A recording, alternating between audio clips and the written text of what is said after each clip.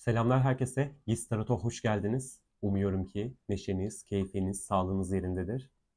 Birazcık ara verdik. Bu gece aklımızdaki kişi açılım yapmak istiyorum. Bir aksilik olmazsa da yarın da yorumlarda belirtildiği gibi bazı arkadaşlarımız kesinlikle artık aklındaki kişiyi, bu hayatından çıkmış gitmiş olan insanı kesinlikle istemiyorlar. Onlar için de yarın düşündüğüm güzel bir açılım var. Güzel sorular soracağımız bir açılım olacak elbette. O niyetle hazırlayacağım videoyu.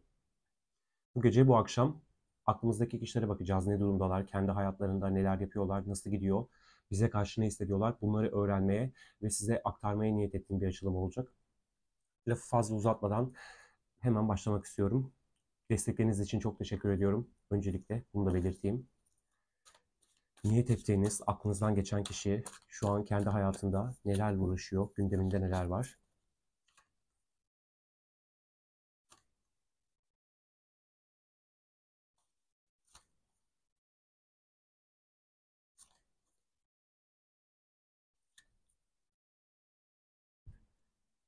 Yardımcı destelerden de birer tane almak istiyorum. Bakalım nasıl olacak, nasıl gidecek açılımın seyri.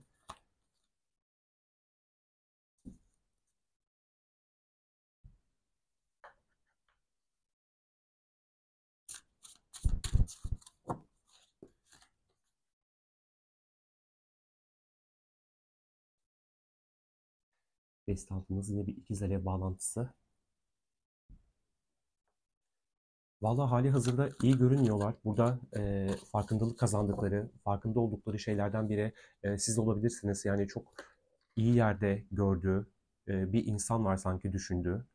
Ya bir süredir sanki ona adım atmamış, hiçbir şey gerçekleştirmemiş ve nihai olarak siz aranızdaki bağlantı zarar görmüş görünüyor açıkçası. Aranızdaki samimi bağları özlüyor olabilir. Kendi hayatında samimiyetten eksik bir yanıyla yüzleşiyor olabilir. Sanki yaptığı hırsların, seçtiği yolların ona pek de başarı kazandırmadığını anlatıyor. Sanki artık hiçbir şey yapmayarak, dediğim gibi belki ailesinden gördüğü o toksik davranışlar, zararlı davranışlar. Çünkü Neptün etkili bir kart asıl adamımız ve bizi çocukluk yıllarına götürülen cinsten bir kart ve sanki e, o sevgisizliği, o kendi hayatında çok göremediği şeyler şu an bir takım şeyleri kaybetme noktasına getirmiş onu ve o da hali hazırda ne varsa bu çevresinde ona iyi gelen, iyi beslediğini zannettiği şeyler bunlara sıkı sıkıya tutunuyor daha da kaybetmemek için. Ama sanki böyle giderse bir süre daha hiç memnun bir halde değil ve bunları tekrar yapılandırmak, tekrar daha o eski günlere, belki neşeli günlere, belki e, maddi anlamda da belki daha konforlu bir alan için bir girişimlerde bulunması gerektiğini çok sorguluyor, düşünüyor. Hatta öyle bir düşünüyor ki yani bu durumu tekrar kazanabilmek için elinden gelen tüm çabayı sarf edecek gibi. Bakın üzüntü ve korku hali çok hakim kişide. Yani kılıç dörtlüsünü görüyorum. Yardımcı destede bir yıkım kartı var. Ve yani buradaki gündemi muhtemelen ayrı olduğu siz de olabilirsiniz. Çünkü ikiz alev bağlantısı verdi. Ve sanki zamanında bir takım e, yaşanmaması gereken şeyler yaşanmış ve kişi geldiği noktada kaybettiği endişesi taşıyor.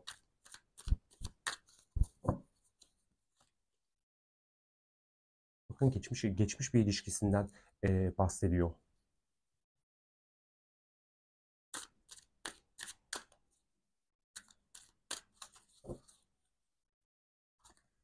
Şöyle yapalım şunu da. Bakın bu yeni seçtiğim kartta çok çalışmanızın karşılığı veriliyor diyor. Ama sanki geldiği noktada çalışmak yerine hiçbir şey yapmamış ve artık sanki harekete geçmesinin çok bilincinde bir insan var. Bakın çok güzel ya. Deste altıda harekete geçme zamanı. Tam olarak öyle. Yani hiçbir şey yapmadığı hali onu bu noktaya getirmiş. Dediğim gibi korkuları var. Geçmiş yaşantısını düşünüyor. Belki sizinle olan bağlantısı düşünüyor ve artık kaybetme noktası onu öyle bir korkutuyor ki bu hırsı, bu gururu bir kenara bırakıp sanki size doğru harekete geçmesi ve mail etmesi gerektiğinin farkında ya da bu alan neyse onun bu kısma uğraşması gerekiyor sanki bu alanda ve bunun bilincinde varmış bir insan var. Bu yaptığı haksızlıkların çok bilincinde, farkında olan bir insandan bahsediyoruz. Peki duygusal olarak kendi hayatında ne durumda? Bugün kılıç ası döndü. Gelirse tekrar yorumlayacağım.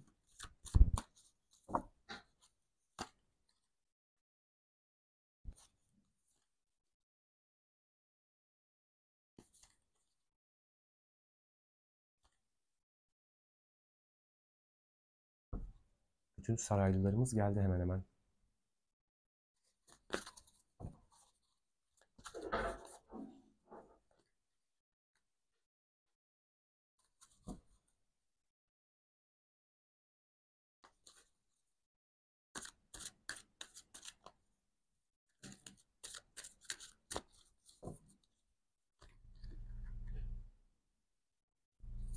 Almaktan çok verme zamanı. Bakın ya çok yani doğru geliyor belli ki. Yani kendi hayatında duygusal olarak yani duygusal olarak diyorum kendi hayatında gündeminde konularında korkudan bahsediyordu. Sizinle ilgili kısma geldiğimiz zaman korkularınızı ele alın kartı geldi. Çünkü bakın burada daha destek kart alıyorum bu arada ama anlatmaya başlayayım. Kupa Kraliçesi'nin altına almaktan çok verme zamanı. Bakın bir sürü yani birlikte geçirdiğiniz zamanlarda onu sevginizle çok şımartmış olabilirsiniz. Ona çok fazla sevginizi akıtmışsınız. Sanki geldiği noktada bunların eksikliğini yeni yeni kavrayan, yeni yeni idrak eden bir insan var. Ya size karşı somut bir şekilde belki aceleyle artık daha fazla beklemeden harekete geçip bu güzel duyguları deneyimlemeniz gerekiyor tekrar. Bunları yaşamanız gerekiyor. Çok bir süredir siz de çok sessizseniz, siz de çok sessiz kaldıysanız gizemli haliniz onu daha da eyleme getirmeye çalışıyor. Bakın değnek kralı ne güzel resmedilmiş burada. Yani değneği ateşler içinde yanıyor ve çok böyle bir enerji var burada. Aranızdaki mesafeye rağmen sizi bağlı tutan enerjiyi hala hissediyor. Yani çok çok güzel bir enerji akıyor şu an burada.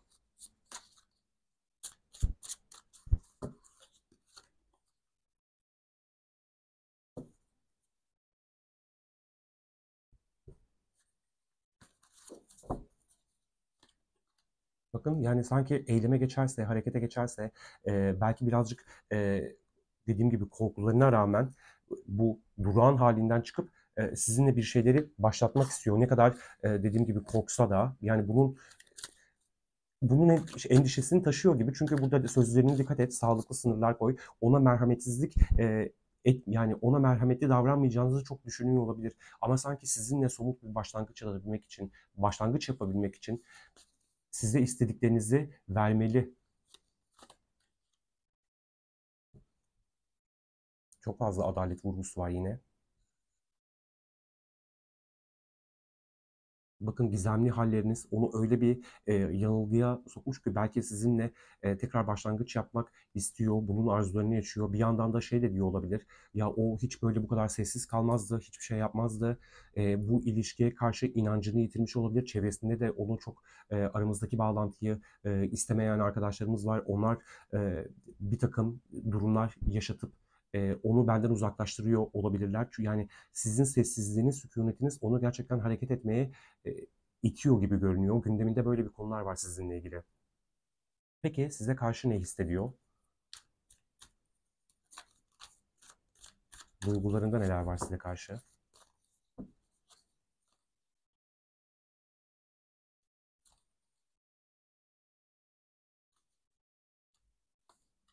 Hmm.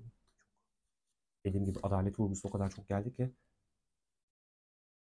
kaybetmekten korktuğu insan bakın siz misiniz? Çünkü gündeminde öyle bir durum söz konusuydu ve bir süredir hiçbir şey yapmadığından, hareketsiz kaldığından, dediğim gibi ailesel problemlerinden, doğru düzgün sağlıklı sevgi bağı kuramamıştır ailesiyle, doğru sevgi dilini bilmiyordur. Bu gibi durumlardan ben artık hani kötü durumdayım, giderek de kötüleşiyorum. Zaten biz bir süre önce büyük bir sıkıntı yaşadık. Hiç beklenmedik bir şekilde birbirimizin hayatından çıktık.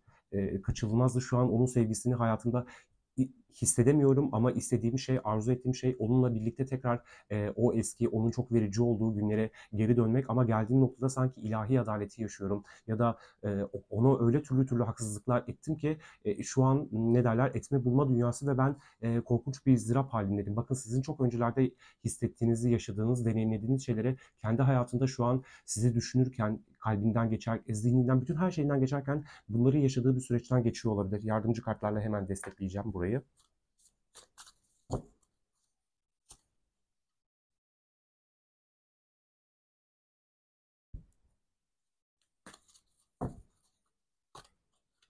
Bakın derste o kadar güzel geliyor ki şu an enerji. Harekete geçmesi gerektiğinin çok farkında ve çok bilincinde bir insan var. Burada yani eğer ben ona çektirdiklerimi onunla doğru düzgün ifade eder, doğru düzgün anlatırsam ikimiz de bu ilişkide birçok ne derler zararlı şeyler yaptık. Belki en çoğunu o yaptı. Belki de dediğim gibi siz hiçbir suçunuz günahınız yoktu. Sanki burada ben öyle şeyler yaşıyorum ki öyle zorluklar deneyimledim ki onsuz hayatımda. Şimdi geldiğim noktada onun hayatımdaki yerinin çok farkında, çok bilincine vardım dediği bir enerji var şu an burada.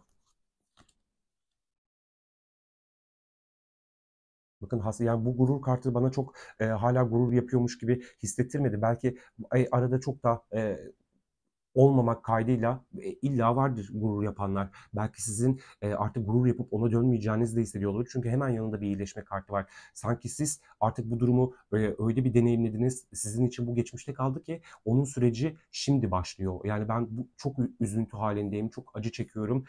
Ama o hiç haber alamıyorum ondan ya da görüyorum daha iyi, o iyileşti. Bunları düşündüğü bir süreçte olabilir. Bakın size karşı bir eylemi hareketi sormadık ama bunları da sorguladığı bir süreçten geçiyor olabilir. Çünkü eylem kartı bir önceki mesajlarda da vardı. Sizinle ilgili ne hissediyor, ne hissediyor, duygularında neler var dedik.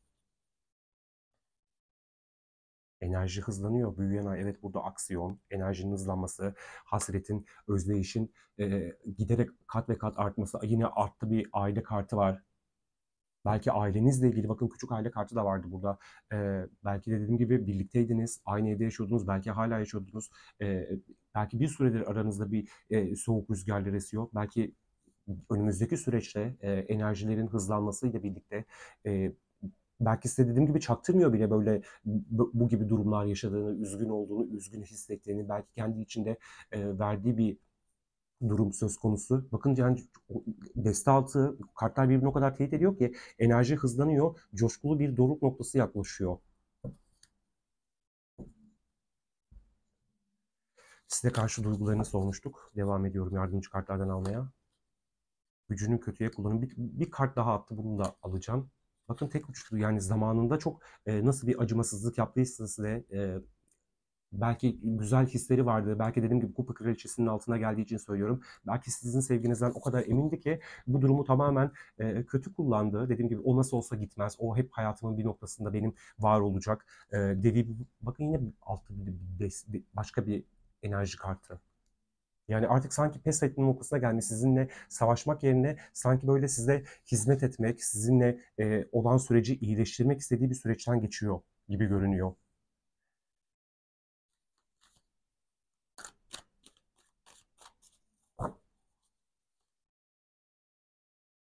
Yeni bir bakış açısı kazandı. Artık kendi toksik davranışlarıyla sizi ne kadar hayal kırıklığına uğrattığını görebiliyor. Çünkü öyle dediğim gibi öyle şeyler deneyimlemiş ki, derslerini öyle almış ki yani çok ilahi adalet demek istemiyorum ama burada gerçekten yaptığı haksızlıkların farkında olan bir insan var ve kılıç dokuzusu ya etme bulma dünyası sanki bunu sorguladığı bir süreçten geçiyor. Bakın gücünü ortaya koydu ve size karşı harekete geçti. Hareket, hareket, enerji hızlanıyor. Ne soralım? Sen ne yaşadın ki böyle? Soralım mı bu soruyu? Başka bir desteden yine bunu soralım. Kılıç beşlisi ölüm. Yani daha soruyu sormadım ama dönen kartlar. Sen kendi hayatında, kendi durumunda ne yaşadın ki bu noktaya evrildin?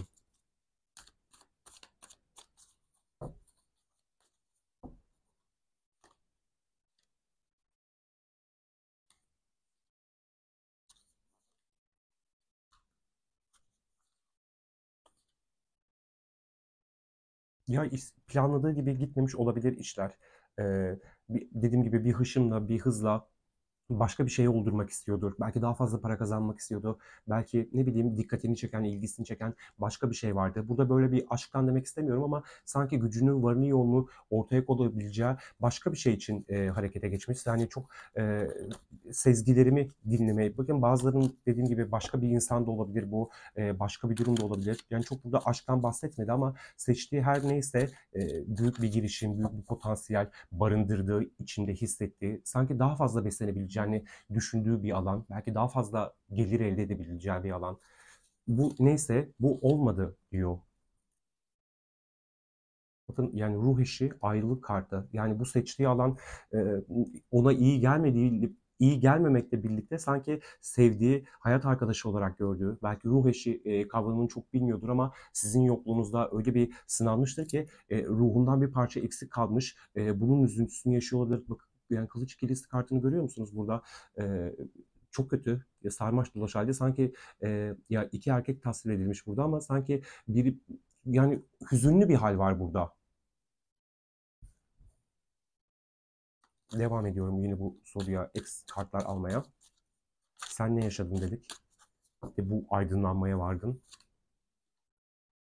Sıkıntılı süreçler, kaos yaratacak durumlar, can sıkıcı gelişmeler. Yani bakın dediğim gibi bu alan neyse oldurmak istediği imparatorla bütün varını yoluna koyarak dediğim gibi aynı zamanda büyücü kartıyla sanki ne yaparsa yapsın yani çok istememiş ve kendi hayatını bir sıkıntılı kaos durumlara yol açmış. Siz daha iyi tanıyorsunuz. Siz biliyorsunuz ne yaşadığını, ne ettiğini. Dediğim gibi bir umutla çıktığı yol ona çok da güzel şeyler getirmemiş. Bakın endişe hali, yani çok çok böyle bir enerji okuyoruz. Aptal yürek kartı da geldi. Dediğim gibi bazılarımız için bu başka bir partner seçimidir. Bazılarımız için gerçekten iştir. Ya ben ne bileyim ailesini tercih edenler başka bir alana meyilli. Nasıl bir durumsa bu çoğunluk enerji iyi bir durumda geçmedi. Bakın hangi kart seçersem seçeyim hep bir olumsuzluktan bahsediyor. Ya bazılarının bu sorunu belki hali hazırda hala çözülmemiştir. Hala bununla ilgili uğraşıyordur. Çünkü kartta da şöyle bir mesaj var. Kişisel bir mesele çözüme ulaşıyor, çözüme kavuşuyor. Bazılarımız için dediğim gibi duygusal bir meseledir bu. Yine dediğim gibi aileden gelen bir kaynaklı problem olabilir. Doğru düzgün sevgiyi almamıştır. Bu durumu bu şekilde deneyimlemesi gerekiyordur.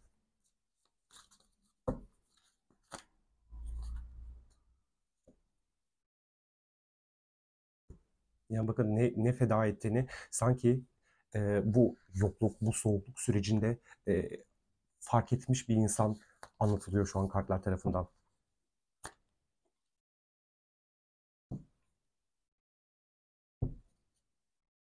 Ya çok öyle dediğim gibi nasıl bir umutla, nasıl bir istekle, hayatın nasıl daha iyi edebileceğini düşünerek çıktığı yol ona çok da güzel şeylere olmamış yani istediği gibi olmamış. Hayatında çok değerli gördüğü şeyleri, alanları kaybetmiş. Yani dediğim gibi çok acımasızlık yapmış olabilir size. Çünkü burada içindeki vahşiyi serbest bırak diyor ve sanki o da zaten zamanında size bunu yaparak çok acımasızca yaklaşmış, davranmış ki bu ayrılık gerçekleşmiş. Bakın yine dediğim gibi çok korku, korku, korku.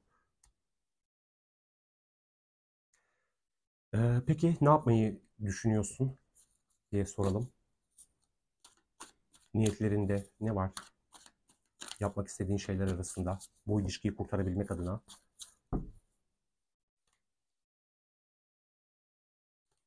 Oh oh çok güzel geliyor.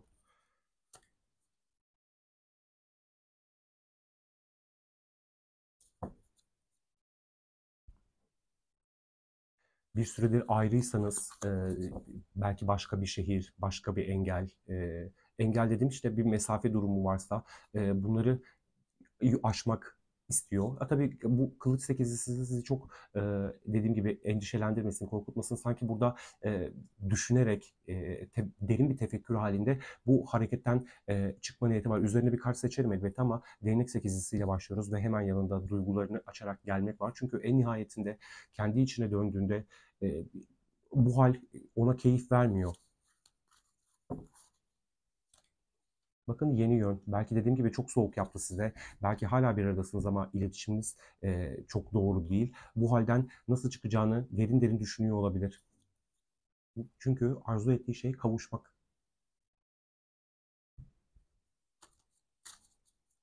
Ermiş kartı da ağır bir karttır enerjisi.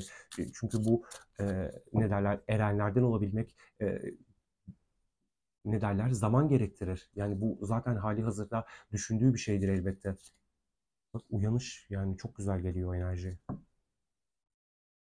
Bakın yani yine bir altar desteğinin altında güçlü değil mutlu olmayı seç. Yani bu kombinasyon bana çok artık bu gurur, ego durumu bir geride bırakacağını hissettiriyor. Yani çünkü dönüyor içine. Yani ermiş kartıyla dediğim gibi dönüyor. Belli ki manevi bir uyanış yaşıyor olabilir sizinle ilgili. Çünkü ruh eşinden ayrıldım. Böyle kuvvetli arzular, çekim hissettiğim bir insandan ayrıldım diyor ve bu elbette onu bir sürü derin düşünceye sokuyordur.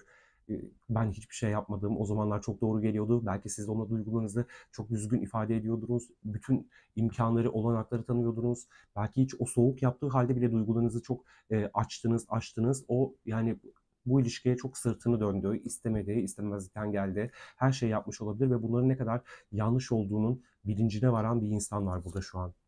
Bakın, evet, dönüşüm.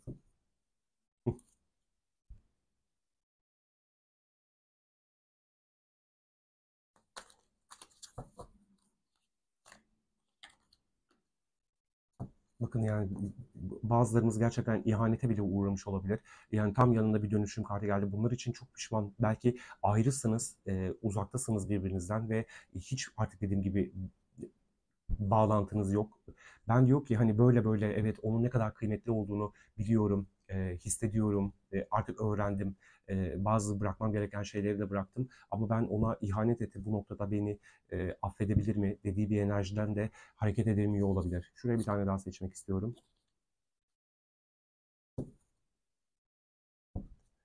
Aşırı gerçekçi rüyalar görüyormuş. Tabii ermiş kartı dediğim gibi bu kadar çok his, uyanış, kavuşma arzusu türlü türlü rüyalar gösteriliyordur gerçekten görüyordur. Ya burada meditasyon yapın ve derin düşünün kartı geldi. Yeni ay balıklar dediğim gibi inanılmaz yoğun bir duygusal süreçten geçiyor belli ki. Meditasyon ya, yapmıyordur elbette belki de yapanları da vardır ama kesinlikle burada derin düşündüğü bir süreçten geçtiğini söyleyebilirim. Çünkü ermiş kartı var burada ya en nihayetinde ve uyanış kartı var. Bakın yine burada rüyalar yani o kadar düşünüyor ki beyni yanıyor olabilir. Deste altımızda imkansıza inanın diyor. Onun için, onun eylemleri için. Bakın yani deste altları o kadar inanılmaz ki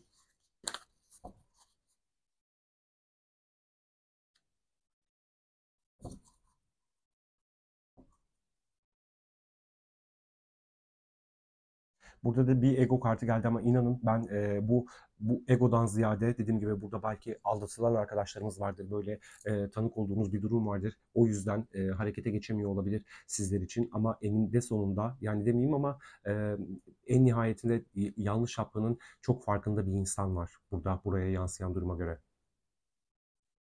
Peki hemen hangi desteden kullanayım? Elim buna gitti. Şu desteğe de alayım. Buna da biraz çekildim. Bir eylem, gönül alma, mesaj atma gibi bir girişimin olacak mı? Evet niyetinde bu var ama en yakın süreçte.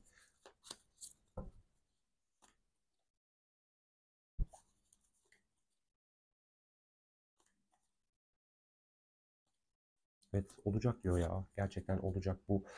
En azından kafasının netleşmesi adına gerçekten onu tamamen istiyor musunuz, istemiyor musunuz? Bunu görebilmek adına bir şeyleri başlatmak isteyen bir insan var. Yani dediğim gibi uzun zamandır bu düşünüyordur. Artık böyle eyleme geçecek ya. Hani eylem olacak, eylem olacak ve ben hani en azından bileceğim türlü türlü kurnazlıklar yaparak sizi bu ilişki içine çekmeye çalışabilir. Çok cüretkar yaklaşabilir sizinle ilgili. Çünkü şeytan karşında aşırı bir tutku vardır. Yani biz bağımlıyız, bağlıyız birbirimize diyen bir insan var ve hemen yanında bir tılsım üçlüsü. İnanın sanki bu ilişki için öyle öyle değişik şeyler düşünmüş ki ve öyle değişik girişimleri olabilir ki yani elimden gelen her şey yapacağım. Yeter ki şu belirsizlik halinden kurtarayım. Beni gerçekten istiyor mu? Tekrar bir şansımız var mı? Bunu görebilmek, bunu öğrenebilmek adına ben bu eylemi yaparım, yapmayı düşünüyorum diyen bir insan var ki burada da bir kılıç dörtlüsüyle bunu ne kadar düşündüğünü söylemek mümkün.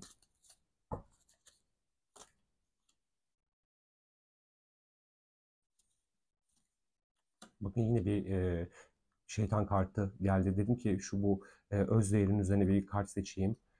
Şeytan kartı yani ne kadar yaptığı davranışların farkındayım ben diyecek olabilir. Yani en nihayetinde ermiş kartıyla beraber ben fark ettim bunların ne kadar yanlış şeyler olduğunu biliyordum diyen ama yine de kurnazlıktan geri durmayan bir insan.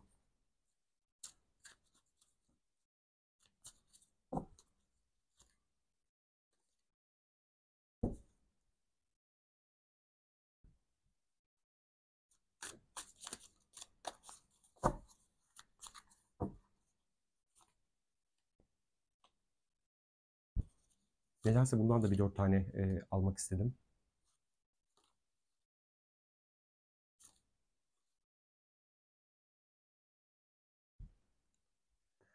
Tembellik kartıyla kupa 9'u sizi korkutmasın ya. Sanki bana çok şey hissettirdi. Bakın dediğim gibi kupa 7'lisi deste altında görünüyordu. Bu yardımcı desteden geldi. Tamamen bu belirsizlikleri ortadan kaldırmak isteyen bir insan var ya. Dönüşüm kartını bir kez daha görüyoruz ki ölüm kartına gider. Yani siz bu durumu gerçekten bir netliğe kavuşturmak istiyor. Havada hiçbir şey kalsın istemiyor. Dediğim gibi somut bir eylem, hareket istiyorsanız onun da niyeti, arzusu bu. Zaten bir süredir tembellik yapmış olabilir. Gerçekten eyleme geçmemiş olabilir ama eylem ası diyorum. Değnek asının üzerine geldi kupa dokuzusu. Ki kupa dokuzusu isteklerimizdir, niyetlerimizdir, niyazlarımızdır. Bu desteden kullanmıştım. En azından kardım ve alt mesajı çok güzel geldi.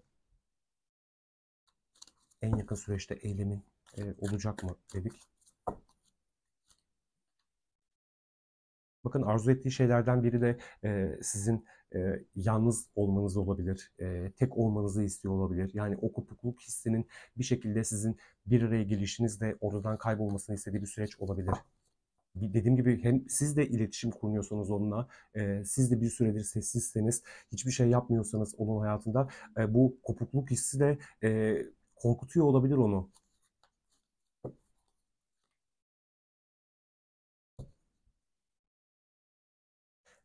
Yine bir ikizler evinizde tanıştınız. Sadece ruhunuzun gösterdiği işaretleri takip edin. Her şey ilahi zamanlamayla gerçekleşecektir. Bakın çok yorgun hisseden bir insan var burada. Hem sizinle ilgili büyük, güzel, masum olduğunuzu düşünüyor. Bir şekilde sizin gönlünüzü alması gerektiğinin, sizi çok kırdığının farkında olan bir insan var. Kartta diyor ki onun halletmesi gereken çok fazla sorunu var. Her şeyin daha iyi olacağına inanmak istiyor.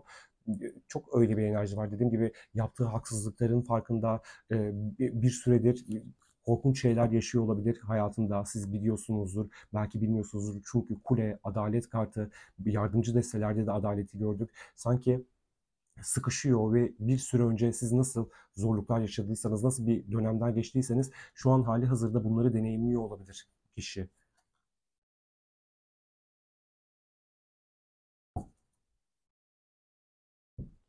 Siz sevdiklerinizle güvendesiniz dedi kart yine eylem mesajına. Dediğim gibi sizi çok güvenli bir liman, bir alan olarak görüyor olabilir.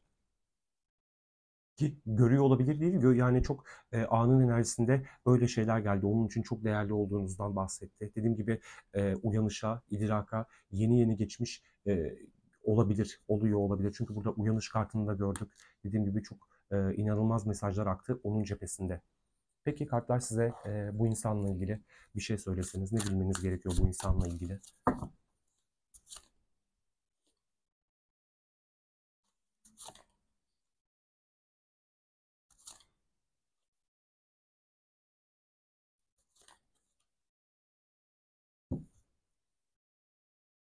Bir kere kartlar size güvende olduğunuzu bilin, korunduğunuzu bilin.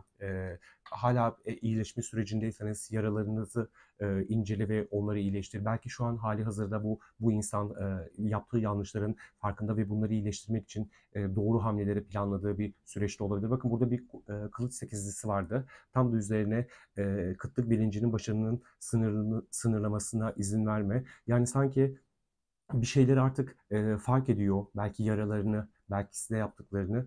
Bunları bir şekilde halledip size gelecektir. Çünkü ya, bir takım zorluklar yaşıyor olabilir hayatında. İşiyle ilgili, yakın çevresiyle ilgili. Belki dediğim gibi o uyanış kolay gerçekleşmiyor insanın hayatında. Şu an öyle bir süreçten geçiyor olabilir. Sanki burada bu insanla ilgili sistem, Yüce Yaradan'ın sistemi size diyor ki nefes al, evren her şeyle ilgileniyor. Dediğim gibi zaten hep söylüyoruz.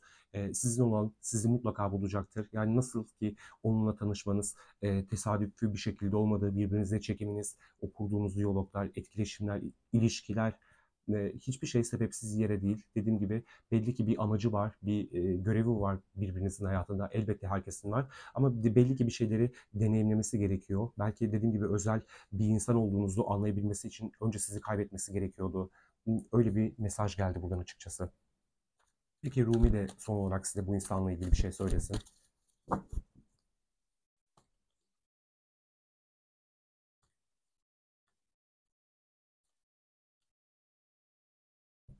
Yani daha ne desin Rumi ya? Bakın sanki size çok uzun zaman önce de olabilir bu. Hâlihazırda belki geçen hafta bile olabilir. Yani dediğim gibi siz daha iyi biliyorsunuz ne yaşadığınızı. O kadar çok ne derler size karşı koydu ki siz ilişkiyi oldurabilmek noktasına geldiğinde ne bileyim saçma sapan davranışlarıyla yüzleşmiş olabilirsiniz. Kendinizi iyi hissettirmeyecek şeyler yapmış ol yani siz ilişkiyi kurtarmak için ne kadar çabalarsanız çabalayın o sizi geri püskürtmüş olabilir. Kötü kötü davranmış olabilir size. Geldiği noktada sanki aşıklar kartının üzerine bir kart seçmek istiyorum. Bakın yani ermiş kartı geldi ya. Yani sevginin aşkının ne kadar kıymetli olduğunun çok farkında ve çok bilincinde bir insan var ve acı çeken bir insan var ya. En başından beri bunu okuyoruz. Yani yürek acısı gibi acı yoktur. Kupa dörtlüsü enerjisinde. Elif sevinir ve isteklerini yerine getirir. Yani bu acıya Allah bilir elbette ama bu acıya daha fazla dayanamayıp harekete geçecekler elbette olacaktır. Aklınızdaki kişiler son günlerde böyle. Gerçekten öyleymiş daha doğrusu. Hemen bu kupa dörtlüsüne de bir tane kart seçmek istiyorum. Ne olabilir burası? Olasılıklar dahilinde elbette. Bakın yani tılsım altılısı yani hak ettiğinizi size vermekten de bahsedebiliriz buradan. Yani güzel bir sevgi alabilmek adına sizden belki size verebilmek adına adil davranması gerektiğinin çok farkında ve çok bilincinde olan bir insan var. İlerleyen süreçte uyanış devam edecek elbette. Farklı daha başka farkındalıklar kazanacak olabilir. Şu an böyle bunları sorguladığı, düşündüğü, derinden hissettiği bir süreçten geçiyor diyebiliriz. Evet, açılımımız böyleydi. Dilerim herkesin hayatı kolaylıkla, mutlulukla, keyifle sürer. Dediğim gibi bunları yaşamamız gerekiyor, deneyimlememiz gerekiyor bir şekilde. Keşke böyle bu tür zorluklar olmasa da her şeyin kıymetini, birliğini bir aradayken anlayabilsek. Ama bazılarımız, hepimiz geçiyoruz bu süreçten. Belki anlayamıyoruz, belki neyin kıymetli olduğunu birlikteyken göremiyoruz ama işte hayat bir şekilde sıkıştırıyor, öğretiyor. Bazılarımız için kolaylıkla oluyor bu, bazılarımızın böyle burnunu kafasına sürte sürte oluyor. Umarım hepimizin yolculuğu kolaylıkla, keyifle geçer diyorum ve yarın dediğim gibi sıfır insanlar istediğiniz kişiler için öyle bir açılımla karşınızda olmaya niyet ediyorum. Kendinize iyi bakın, hoşça kalın, iyi akşamlar.